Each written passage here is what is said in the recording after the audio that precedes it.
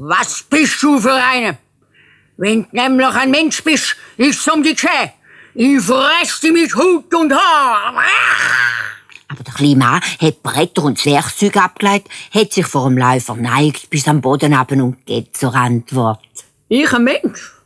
Kannst denken, du. Ich bin nur ein Schreiner. Der Mensch, der kommt erst morgen am Morgen.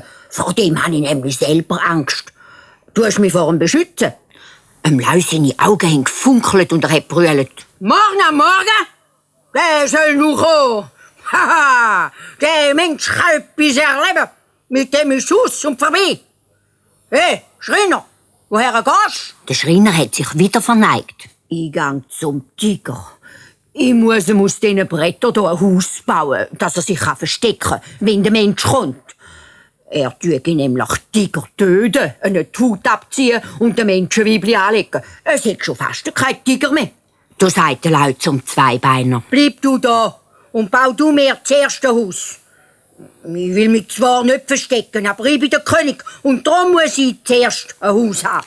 Der Schreiner hat sich verstellt, hat seine Bretter und sein Werkzeug gepackt und tun, wie wenn er weiterlaufen will. Ich muss wirklich zuerst zum Tiger. Ich habe ihm's versprochen. Du hat ihm der Lau ein bisschen mit den Tatzen reingeputzt. Nicht fest, aber es ist einer wegen alles am Boden gelegen. Bretter, Hammer, Nägel und Schreiner und alles. Der Lau hat ihn ausgelacht. Jetzt begreife ich, dass du Angst hast vor einem Mensch, Schreiner. Du bist ein Sprenzel. Baust mir jetzt echt das erste Haus?